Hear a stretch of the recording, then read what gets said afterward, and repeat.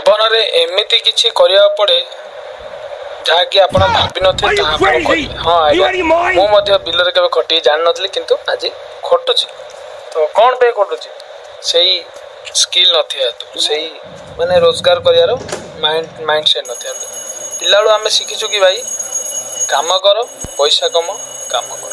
ତ ଚାଲନ୍ତୁ ଆପଣ ବେଶୀ ସମୟ ନଷ୍ଟ କରି ଆଜିର ଭିଡ଼ିଓ ଷ୍ଟାର୍ଟ କରିବା। ହାଇ ହ୍ୟାଲୋ ନମସ୍କାର, ଜୟ ଜଗନ୍ନାଥ। ମୁଁ ପ୍ରକାଶ ଆପଣଙ୍କୁ ସ୍ୱାଗତ କରୁଛି ପରିବର୍ତ୍ତନ, ପରିଶ୍ରମ ଆଉ ପରିକଳ୍ପନା ଦୁନିଆ, ଯୋଉଠି ମୁଁ ଚେଷ୍ଟା କରୁଛି ଯୋଉ ପରିବର୍ତ୍ତନ କରିବେ, ଯୋଉଟା କେବେ ହବ ଜଣା ନାହିଁ, କିନ୍ତୁ ଚେଷ୍ଟା ଜାରି ରହିବ।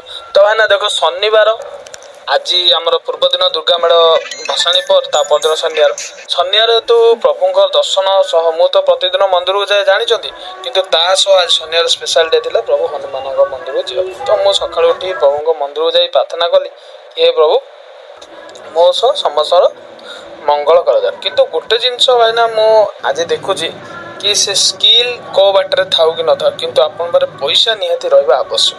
ଯଦି ପଇସା ନାହିଁ ତାହେଲେ ଆପଣ ମନ୍ଦିରକୁ ମଧ୍ୟ ଗଲେ ମାଗଣାରେ ଦର୍ଶନ କରିପାରିବେ ନାହିଁ, ଯାହାହେଲେ ଆପଣଙ୍କ ପାଖରେ 10 ଟଙ୍କାଟେ ରହିବା ଆବଶ୍ୟକ। କହିବାଟା ଖରାପ ଭାବିବେନି, କିନ୍ତୁ ପଇସାର ମୂଲ୍ୟ ଆଜିଠୁ ସବୁ ମୂଲ୍ୟଠୁ ଅଧିକ। ତ ସେଇ ଗୋଟେ ଜିନିଷକୁ ମଣିଷ କମେଇବା ପାଇଁ କେତେ ନା କେତେ କଷ୍ଟ ପଡ଼େ, ତାହା ଆପଣ ତ ଜାଣିଛନ୍ତି, ଆଉ ଯେଉଁମାନେ ଜାଣିନାହାନ୍ତି ତାଙ୍କେ ଜାଣିଯିବେ। କିନ୍ତୁ ମୁଁ ଚେଷ୍ଟା କରୁଛି ସେଇ ପଇସା କିପରି କମେଇ ପାରିବି, ଆଉ କୋଉ ଉପାୟରେ ପଇସା କମେଇବା ତାହା ହିଁ ମୁଁ ଚେଷ୍ଟା କରିବି, ଆଉ ମୋର ସ୍କିଲ୍ଟାକୁ ଆଗକୁ ବଢ଼େଇବି। ଏଇ ଭିଡ଼ିଓରେ ଆଜି ଦେଖିବା କି ମୁଁ ଯେଉଁ ପୂର୍ବ ଦିନ ଆମ ଦଶହରା ଦିନ ଯେଉଁ ବର୍ଷା ହେଇଥିଲା, ସେ ବର୍ଷାରେ ଆମ ବିଲ ଚାରିଆଡ଼େ ପୁରା ପାଣି ଖେଳି ଯାଇଥିଲା। ସେ ପାଣି ଯେହେତୁ ମୋତେ ବିଲକୁ ଯିବାକୁ ବାଧ୍ୟ, କାହିଁକି ନା ବିଲ କାମ ଯଦି ଶିଖିବାକୁ ଚେଷ୍ଟା କରି ତ ବିଲରେ ଯାଇକିରି କାମ କରିବାକୁ ପଡ଼ିବ ନା, ଖାଲି ମାଗଣା ହୋଇଯିବନି।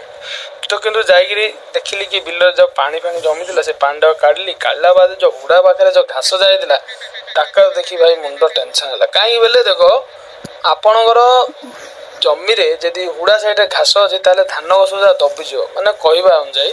ତ ସେମିତି ଜୀବନରେ ମଧ୍ୟ ଯଦି ଖରାପ ପ୍ରକୃତି ଗୁଡ଼ିକ ଯଦି ଆପଣଙ୍କର ଅଛି, ତାହେଲେ ଆପଣଙ୍କର ଭଲ ପ୍ରକୃତି ସବୁ ପଛରେ ଲୁଚିଯିବ।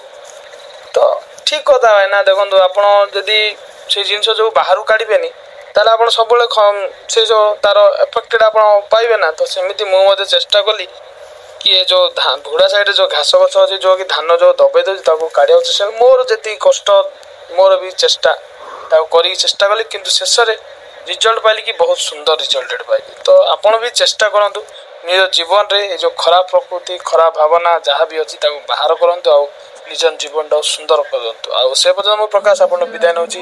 ଜୟ ଜଗନ୍ନାଥ।